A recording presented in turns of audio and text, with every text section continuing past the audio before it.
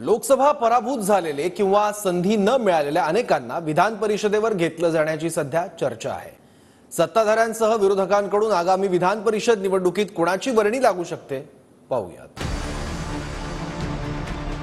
लोकसभा निवडणुकीनंतर आता विधान परिषदेच्या 11 जागांची निवडणूक होणार आहे। यात लोकसभेला पराभूत किंवा संधी न मिळालेल्या उमेदवारांचं पुनर्वसन केलं जाण्याची चर्चा आहे। भाजपकडून पंकजा मुंडे, रावसाहेब दानवे, शिवसेना शिंदे गटाकडून भावना गवळी, अजित पवार गटाकडून राजेश विटेकर, ठाकरे गटाकडून विनायक राऊत यांची नावं चर्चेत आहेत।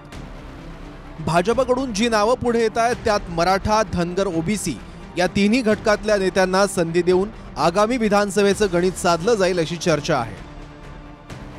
भाजपातून चर्चेतल्या नावांपैकी पंकजा मुंडे, हर्षवर्धन पाटील, रावसाहेब दानवे, महादेव जानकर, परिणय फुके, सुधाकर कोळे, योगेश टिळेकर, निलय नाईक, चित्रा वाघ, माधवी नाईक आणि विश्वास पाठक यांची नावं चर्चेत आहेत।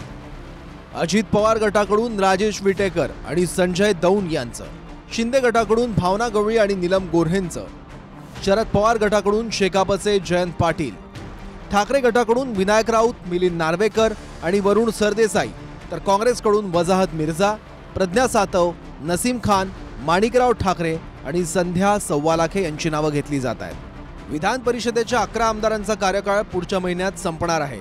11 जागांच्या निवडणुकीचा कार्यक्रम जाहीरही झालाय।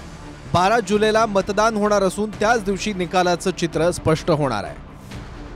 आमदारांचं संख्याबळ बघितल्यास 11 पैकी 5 सदस्य भाजपला हमखास मिळणार आहे।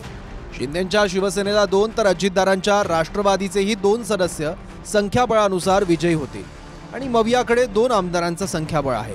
मात्र मवियानं तिसरा उमेदवार दिल्यास 11व्या जागेसाठी रस्सीखेच होऊ शकते। याआधी 4 ते 5 वेळा भाजपकडून पंकजा मुंडेंचं राजकीय पुनर्वसन होईल अशा चर्चा होत्या। 2020ला भाजपकडून राज्यसभेवर पंकजा मुंडेंचं नाव चर्चेत राहिलं। मात्र त्यांच्याऐवजी भागवत कराड, रामदास आठवले आणि उदयनराजे भोसले राज्यसभेवर गेले। नंतर 2020च्याच विधान परिषदेत पंकजा मुंडेंचं नाव चर्चेत राहिलं। मात्र भाजपकडून रणजितसिंह मोहिते पाटील, गोपीचंद पडळकर, रमेश कराड आणि प्रवीण दटकेंना संधी मिळाली। त्यावेळी पंकजा मुंडेंच्या समर्थकांनी नाराजी आणि राजीनामा सत्रही सुरू केलं होतं। 2022 मध्ये पंकजांचं नाव पुन्हा चर्चेत आलं। मात्र भाजपकडून उमा खापरे, श्रीकांत भारतीय, प्रवीण दरेकर, प्रसाद लाड आणि राम शिंदे विधान परिषदेवर गेले आणि यावेळी 2024 मध्येही राज्यसभेसाठी पंकजा मुंडेंचं नाव संभाव्यांमध्ये आलं। मात्र अशोक चव्हाण, अजित गोपछडे आणि मेधा कुलकर्णींची तिथे वर्णी लागली। विक्रम, आ तो गए, जाओगे कैसे? बड़े आराम से।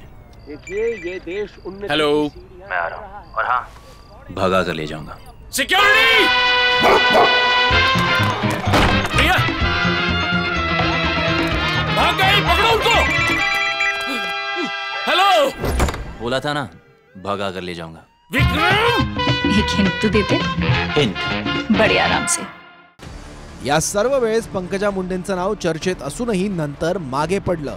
त्यामुळे यंदा काय होतं ते पाहणं महत्त्वाचं असेल। Bureau report, TV9 Marathi. Vikram, आ तो गए, जाओगे कैसे? बड़े आराम से। देखिए ये देश हेलो, मैं आ रहा हूँ और हाँ, भगा कर ले जाऊंगा। सिक्योरिटी!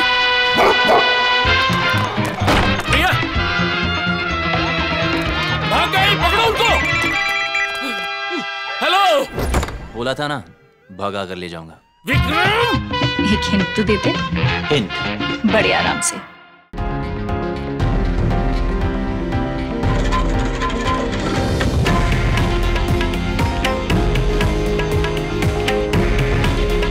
हे आहे देशातील नंबर 1 न्यूज नेटवर्क आणि आपण पाहत आहात TV9 मराठी।